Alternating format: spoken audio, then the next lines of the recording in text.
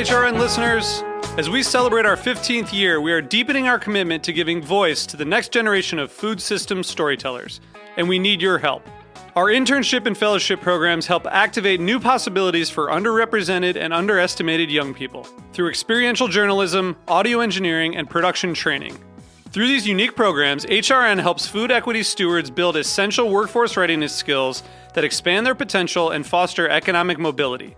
Please consider supporting these critical programs. And with a minimum donation, you can be entered to win a dinner for two at an amazing restaurant in one of 8 cities and tickets to a concert at a great venue in one of those cities. We have incredible partners across the country who have donated, as they also share our passion for helping to educate the next generation of food systems storytellers. Check out heritageradionetwork.org/15 to donate and enter to win today. That's heritageradionetwork.org/15 to donate and enter to win today. And make sure you donate before March 31st. Thank you. This episode is brought to you by Comté Cheese Association. Comté, an iconic cheese from the Jura Mountains of France, favored by cheesemongers and cheese lovers all over the world. Find out more at comte-usa.com. That's COMTE-USA.com. This week on Meet and 3, meet 4 of our HRN Hall of Fame inductees. These prolific individuals are writers who have changed the way we talk about food. We'll take a look at the journeys that shaped their literary voices. I was heading off into the unknown to spend my junior year of college in Paris.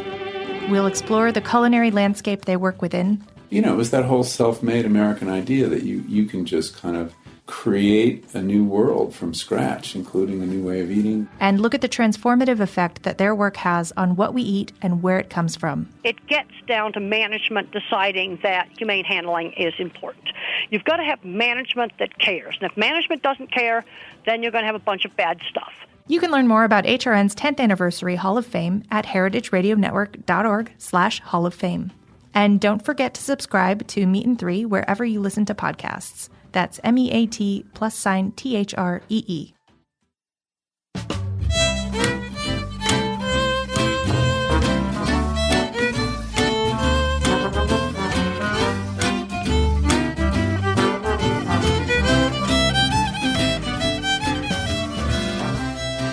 Hello, and welcome to a special joint episode of Cutting the Curd and the Farm Report, 2 shows here on the Heritage Radio Network. I'm Elena Santogade, host and producer of Cutting the Curd. And I'm Lisa Held, host and producer of the Farm Report. On today's show, Lisa and I will be co-hosting here in the HRN studio at Roberta's. Our guest today is Celeste Nolan of Laurel Valley Creamery. That one got me. Laurel Valley Creamery in Ohio. Celeste is a farmer and a cheesemaker. She and her husband bought their farm 15 years ago, and after struggling to make a living selling fluid milk, they introduced cheesemaking as a value-added product to grow and sustain the family farm.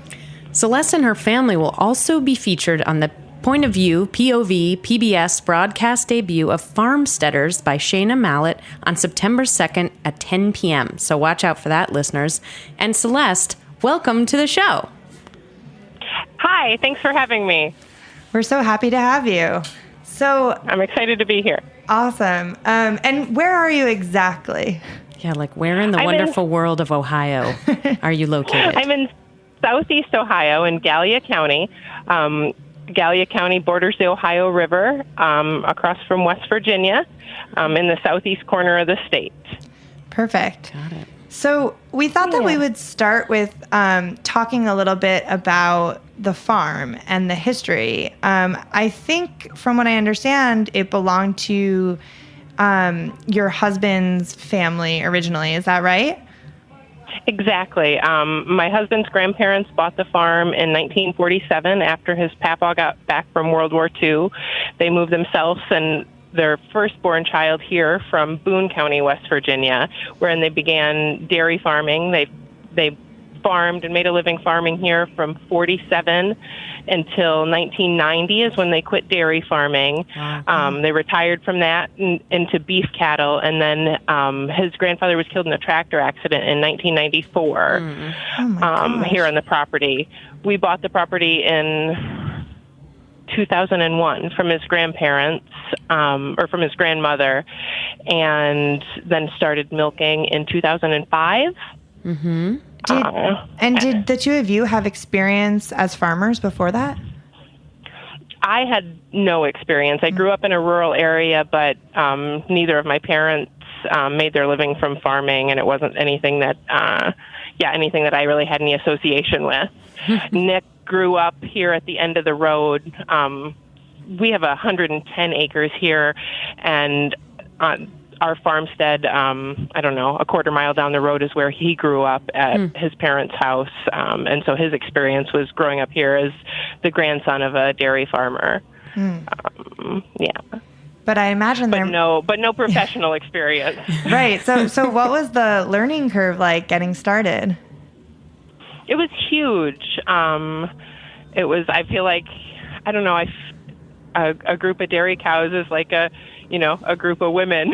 I assume like the general practitioner or the people that come in contact with a cross section of women, like 17 to 50, they kind of, they all present with the same problems. And I think, cows did that for us too. And it was like once you saw what was happening and what to expect and how to prevent it, there was a learning curve, but I feel like cows are kind of predictable. How many cows do you have on the farm, Celeste? On the farm, we have about 45 cows. We milk between 20 and 30 cows at a time, and then we raise replacements, and then we milk year-round. So at any one time, we have dry cows and fresh cows. Got it. And then different groups of young stock. Got it. So you got into dairy farming at a time when it's a tough time to be a dairy farmer, right? Oh, absolutely. Especially one of your size. Absolutely. When we bought the farm, my husband worked as a project engineer for a big food conglomerate. And we were, we hobby farmed. We had some beef cattle. We sold some hay. I had goats. Goats were my gateway animal. Did you make cheese with the goat's milk? I did, just like in a small scale in my kitchen. Never anything, not near at the scale that I do now. But I did, I played with goat's milk, but I didn't really, none of the things that I did in the kitchen translated to the cheese house, whether it was with cow's milk or goat's milk. Would you say that about hobby farming in general, like just the stuff you guys were doing before? I mean, to us New Yorkers, that sounds pretty dramatic. Like, oh, we just had a few beef cattle and some goats. Like, that's farming. Yeah. Right. Well, the difference, in my opinion, like when it was hobby farming, I was still able, I had an emotional attachment to the animals more so than I have like a working relationship with them now. We're both reliant on each other in a very important way. And I think I don't think as hobby farmers I wasn't as reliant on them. I was more like, I'll pay anything it takes, just make this goat okay, versus now it's not the best economic decision to put good money after bad if something if you can predict the outcome. You have to do a cost benefit on things in a different way. Makes sense. In a different way. Yeah. So what made you decide to switch from hobby farming to making it really your business? Well, my husband lost his job. That's often the precipice of something exciting. Right. Exciting, exactly. It was he had a paternity leave after our second child was born, and he went back and worked that week. And then they're like, here's your severance. Good luck to you. And so then it was, and we had bought the farm recently. We had a mortgage. We had, we had ties here. He had moved back to the area. He has they're adults now, but they were, my stepson and daughter lived here in the area. It was like, he could have looked for another job, but we decided that we were going to stay here and make this work. It had worked for his grandparents. We could do it too. So after, everybody that he knew tried to talk us out of it. His grandparents, his parents. Really? They all told us, oh yeah, they told us what a terrible idea it was. We went to a few dairy farms in the area. They all said, oh, yeah, y'all are silly. Wow. What are you doing? Wow. A lot of people told us it was a bad idea. And I mean, it was financially. We started out milking 20 cows. We bought up to 60 cows, and we're milking them. And it was just, it was. Wasn't there was adding up. It was not sustainable, exactly, and it wasn't adding up. And then when I had my third, this was still a few years later, I had my third daughter. We had a second mortgage. We'd max out the cards again. It was like do or die time, and that's when we got the money, and cheesemaking seemed like the best thing for us to do. There was, with fluid milk, you have to have a market, the day you make it. Right. With cheesemaking, you have you have some time to build it. There. Right. Yeah. Yeah, exactly. And it was also it took the least amount of capital. In terms of your options for how to change things or grow the business. Exactly. Or what we could do with the milk how we could make it. It seemed like it made the most amount of sense with the skill set that both my husband and I had, or thought we had. Does that indicate that you've been humbled by the cheesemaking experience? Oh, yeah. Oh, absolutely. Milk is very humbling. That's talking like cheese and teenagers are the two things that make you realize you have zero control. Yeah. I don't think I've heard that comparison before, but I have a feeling that we have a lot of listeners who are nodding their heads or like saying yes, who are in the same boat. That is my boat. And it is, yeah, exactly. Everybody can jump in. We can sink it together.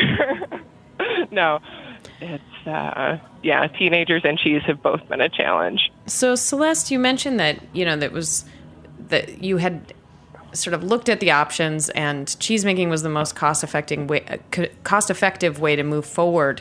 Was there like a final do or die moment? Was there something that prompted you to take that plunge? What was that moment like when you decided, okay, we're going to go for it?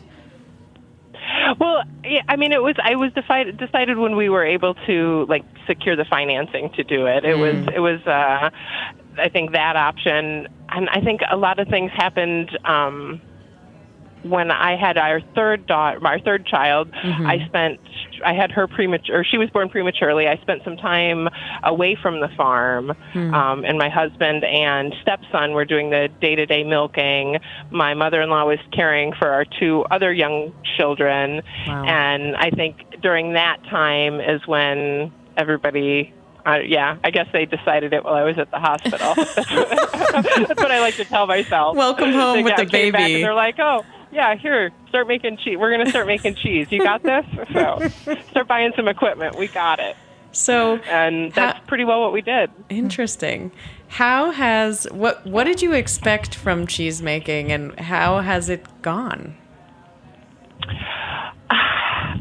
I like to manage my expectations. So, I mean, cheesemaking has gone fine. I've learned so many things, about milk, about myself, about business, about, I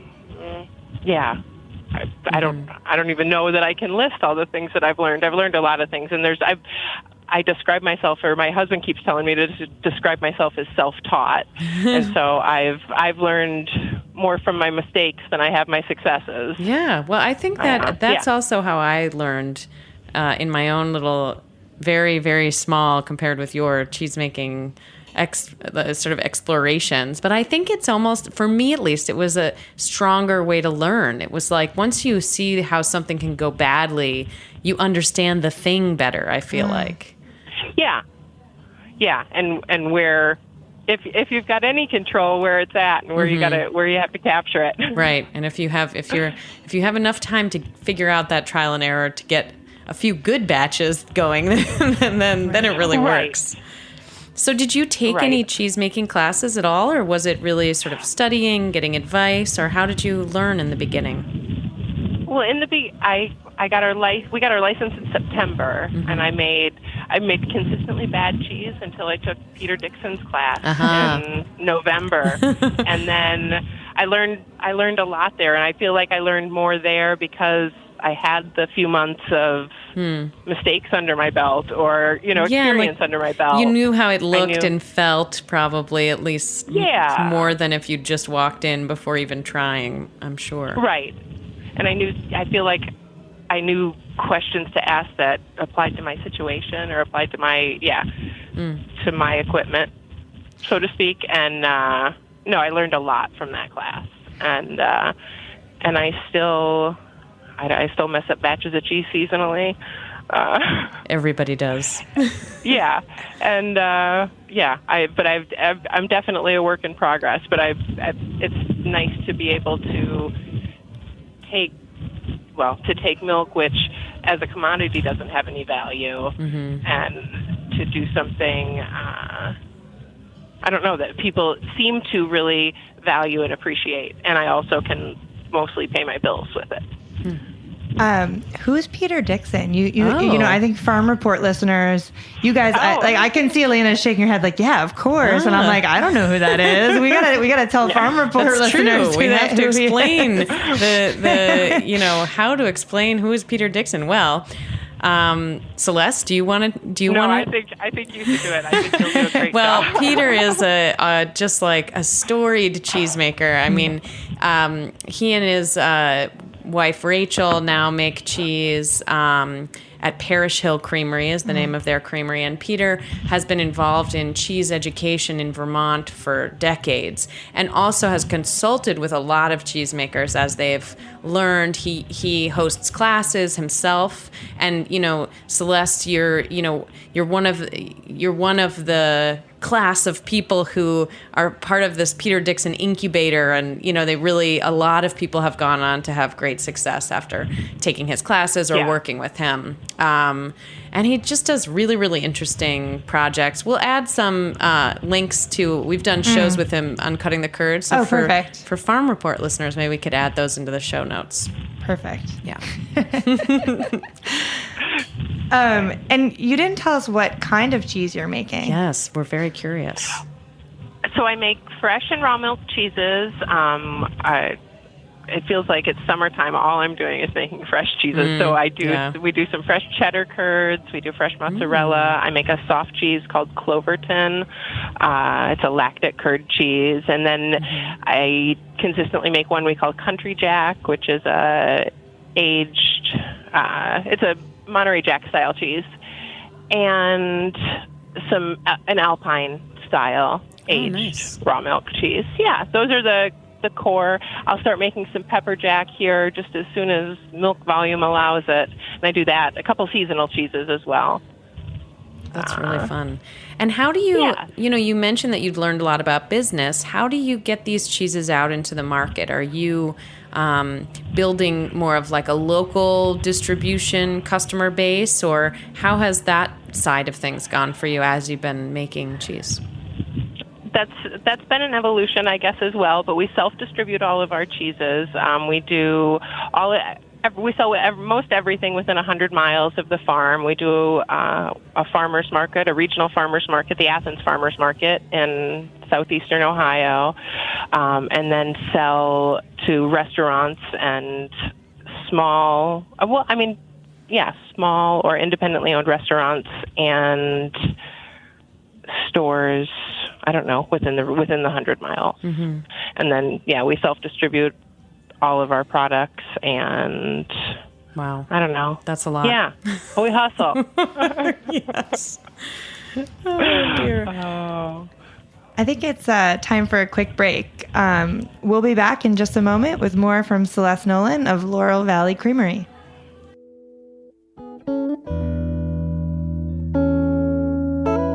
This episode is brought to you by Comté Cheese Association. Comté Cheese Association represents the Comté PDO, Comté Protected Designation of Origin in the USA. Comté is a raw milk cooked pressed cheese from the Jura Mountains of France. There, every day, 2,500 family farms deliver milk to over 150 local cheesemaking facilities, or fruitiers. This milk must be transformed into Comté within 24 hours of milking to preserve the lactic microflora in the milk, ensuring the cheese's aromatic potential. About 105 gallons of milk are required to craft a single wheel of Comté. Comté takes time to acquire its flavors in the affinage cellars. After 8 months of aging by dedicated affineurs on average, each wheel of Comté is graded and shipped to market. No wheel of Comté is the same. Its flavors speak to the pastures where the cows grazed, the season in which it was made, the particular craftsmanship of the cheesemaker, and the time spent in the aging cellar. Therefore, every wheel of Comté is unique. Learn more about Comté, an iconic cheese from the Jura Mountains of France, favored by cheesemongers and cheese lovers all over the world. Find out more at comte-usa.com. That's COMTE-USA.com.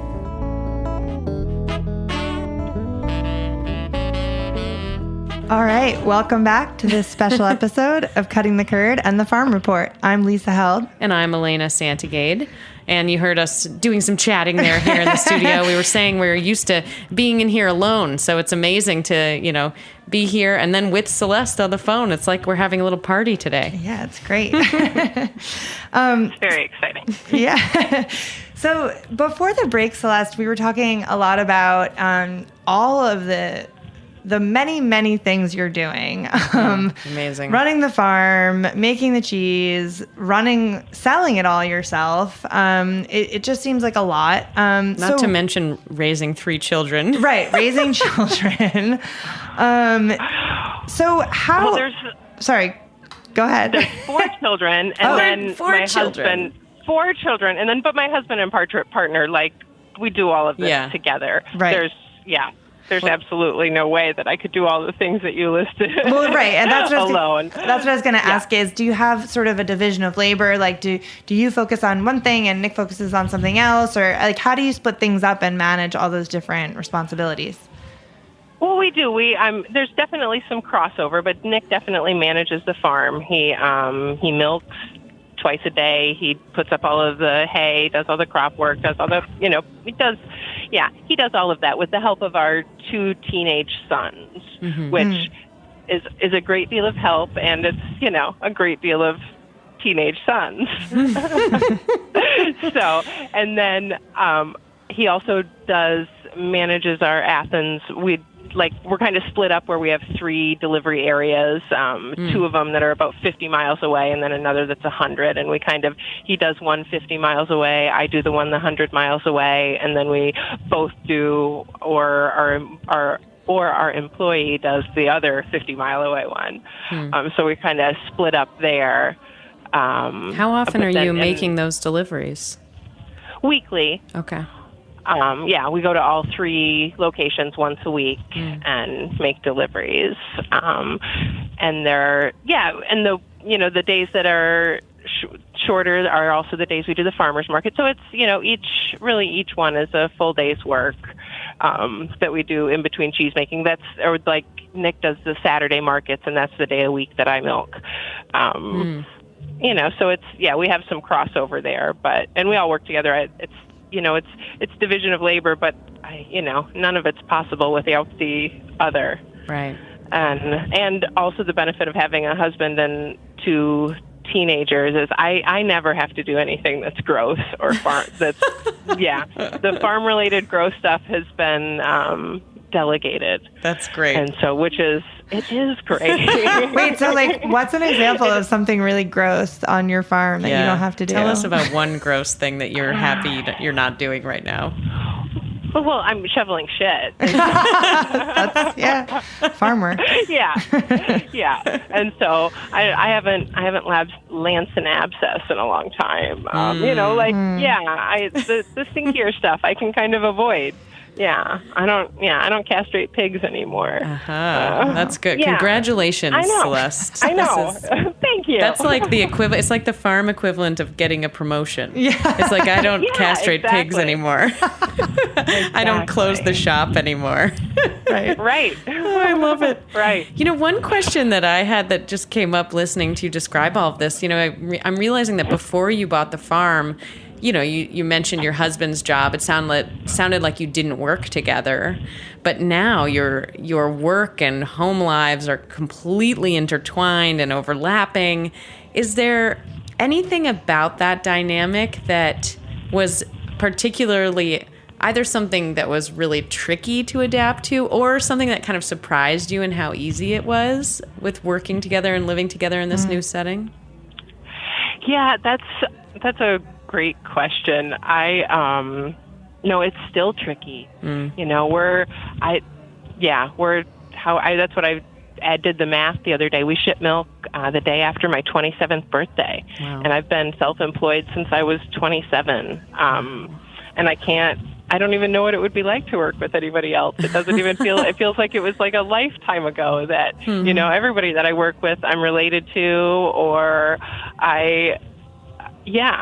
like I deal with them not just as a 4-hour or 8-hour shift. Mm-hmm. Everything is 24 hours. There's not a break in it, and that it's tricky. It's all the highs and all the lows. I think you get every bit of it that I don't know that you would get in the 8-hour or the 10 or 12-hour workday. There's no, we all see all sides of each other. Yeah. Was that something you wanted? Was that something you wanted in, that you had thought about in life, was like having a family business of some kind? Had you ever imagined that before? No, I hadn't really imagined it, and I don't think until you see, the effects of milking every day, twice a day. I see the effects of that on my husband and on my sons, and on the effect of, working together and not, dairy isn't, it's not a job. It's like, it's a lifestyle. It's we don't ever leave or separate ourselves from the farm. It's every 12 hours, someone's got to be here to milk. Right. And and then also it's like, people work at home or work with their kids, but it's like, I rely on my kids. Right, I rely on them to help us milk, to make a living. And it's tricky to balance all of it. Yeah. And to still, the parenting part of it's a whole new ball game. Like there's like a different level of consequence when there's friction, I'm sure. It's like it affects so much more than everyone's mood or the dinner table, Right. It's like, we're going to all be mad at each other, and then we're going to go work in this barn together for 2 hours. Or we're all going to, sounds healthy. Yeah. That's true. You can't get away from it. Right. Yeah. There's no. Better than locking yourself in the bedroom. Right. Right. Yeah. Well, there's still a few hours left for that too. They are teenagers. It might be too early to know, but I'm curious if you think that your kids will continue on and take over the family business at some point, and be sort of the next generation of farmers. Yeah, I would love that, but I want them to have some quality of life. I want them. I want there to be them to have some, I don't know, work-life balance, if that's a thing.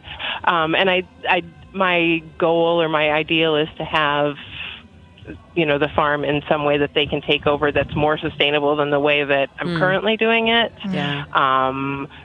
And if I can work out some of those bugs and get it into a place that more than one of them, or that they can take over and be successful at, but do it better. Yeah. That's a great goal. That's what I want to do.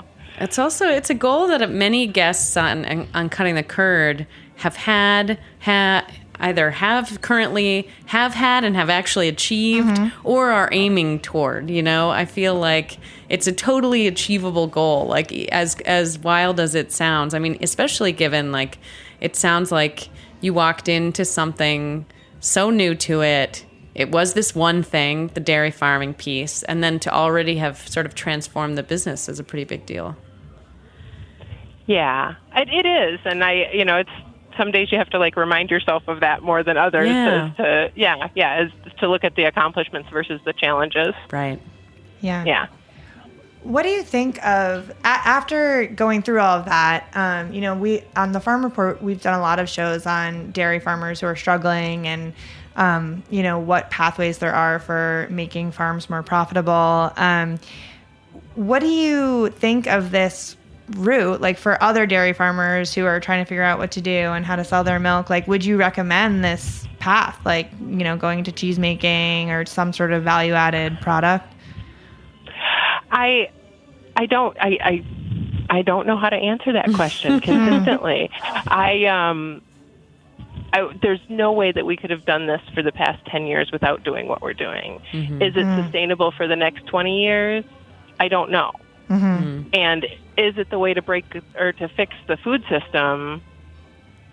I don't think that's the case either. Right. I don't know how to replicate this on a scale. Like I take cheese to kitchens across cities, and I go in walk-ins, and I see how much cheese they're buying. Mm-hmm. Like, I see the shelves of cheese and which percent of it's mine, where I'm at, like how much I can make, how much, we're limited by how much land we have and how many cows we're milking and all of those things. I know how much I can make and sell, but I see what percentage of this is, I don't know. I don't know how. But then I also look around in my rural community and I see empty dairy farm after empty dairy farm after empty dairy farm. And I hear people talk about how, it was a sustainable, it was a viable thing. So many people raise their families doing that here. Right. What's changed? One question I have is about that local community. Have you found any other, potential cheesemakers or new cheesemakers or people who are considering that same route in the community? And I'm asking more from a distribution sort of idea or perspective. I know that some farmers farmstead cheesemakers in the Midwest have found success with that, kind of consolidating cheese and building basically a community of cheesemaking farmers who are making it work that way. Do you have a community like that in any close assemblage? We don't. There's in northern Ohio, there's some cooperatives, some people making cheese on a larger scale than us, but they're still just buying, from my understanding, they just buy commodity milk. We also, there's a small independent fluid processor near us that pays a premium for milk. And that's been, they've struggled and succeeded just like anybody does. Right. I feel like, especially on small scales, you face different challenges. But as far as there's not anybody, there's not currently, there's loads and loads of empty dairy farms and what we've worked on and what we've concentrated on the past 10 years is where we're at now. But the way that, I could see my kids or my family or anybody else taking it, I think people would milk cows if they could make a living doing it. They did it for a long time. Why wouldn't they still do it? Right. It's just, right. It's just the scale money and part quality has of life. changed. Yeah. Yeah. Yeah. And so you can't do things for free or at a loss for only so long. And that's what the dairy industry is, faced for. But that's what the dairy industry's faced for, 40 years, 50 years. How do we? Yeah. I don't know how to fix that. Yeah, it's so true. Well, you're doing your part, and you're milking your cows and making good cheese, and it's yes. Yeah, I don't think anyone quite has figured out exactly how to fix.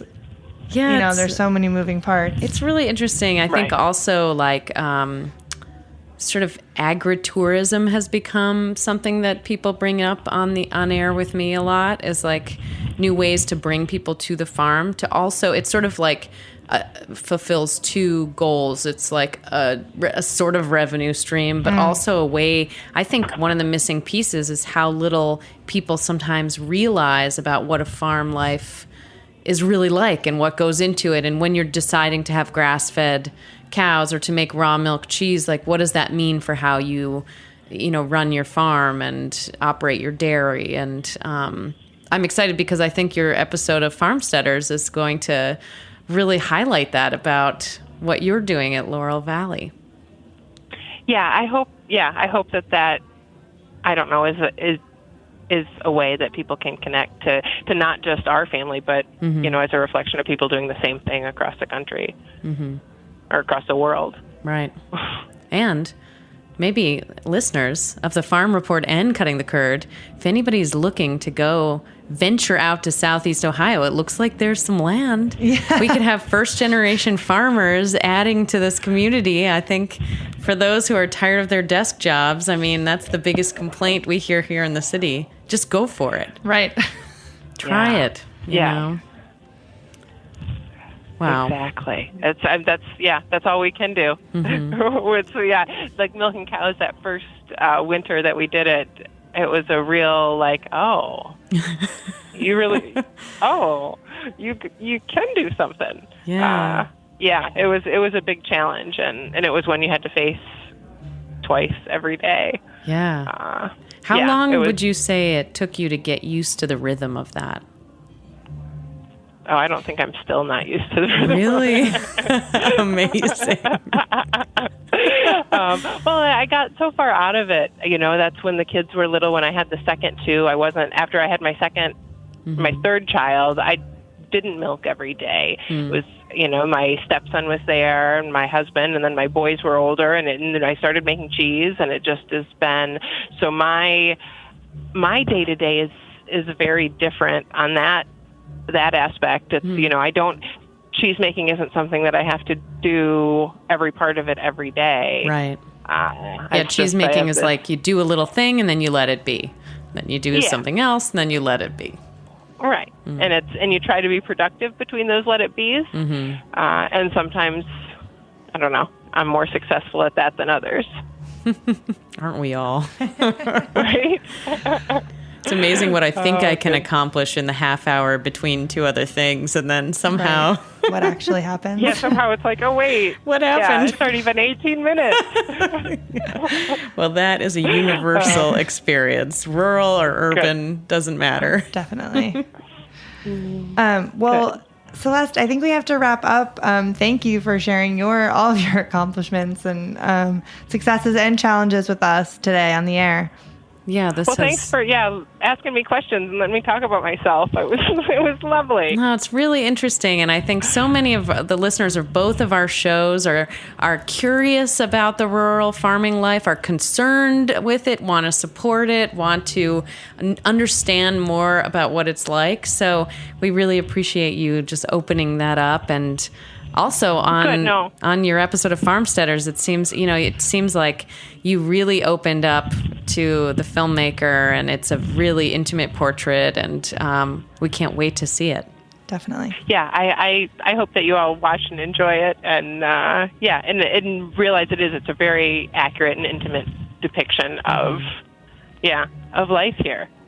And listeners, that's going to be airing on September 2nd at 10 p.m. on PBS. Again, it's called Farmsteaders, and it's part of the POV PBS series, which is a really interesting series in and of itself. That's like something for a whole other show because there's a lot of good stuff there. But, well, thanks again, Celeste. Thank you. Thank you. Listeners, we hope you enjoyed this special co-hosted show. I know I had fun. What about you, Lisa? Awesome. I love it. Please keep the conversation going with both of us on Twitter or Instagram. I'm at Cutting the Curd, and email is cuttingthecurd@heritageradionetwork.org. And you can follow the Farm Report on Instagram or subscribe to the show wherever you listen to podcasts. Thanks for listening, everyone. I'll be back next week with a timely episode on the current threat of 100% tariffs on cheeses imported from the European Union. And I'll be finishing out the Farm Report summer season with Chris Starkis, a farmer and chef visiting from Denver, Colorado. See you then.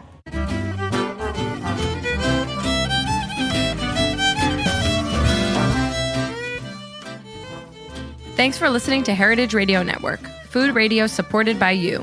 For our freshest content and to learn more about our 10-year anniversary celebration happening all year long, subscribe to our newsletter. Enter your email at the bottom of our website, heritageradionetwork.org. Connect with us on Instagram and Twitter at heritage_radio. You can also find us on Facebook at facebook.com/Heritage Radio Network. Heritage Radio Network is a nonprofit organization driving conversations to make the world a better, fairer, more delicious place. And we couldn't do it without support from listeners like you.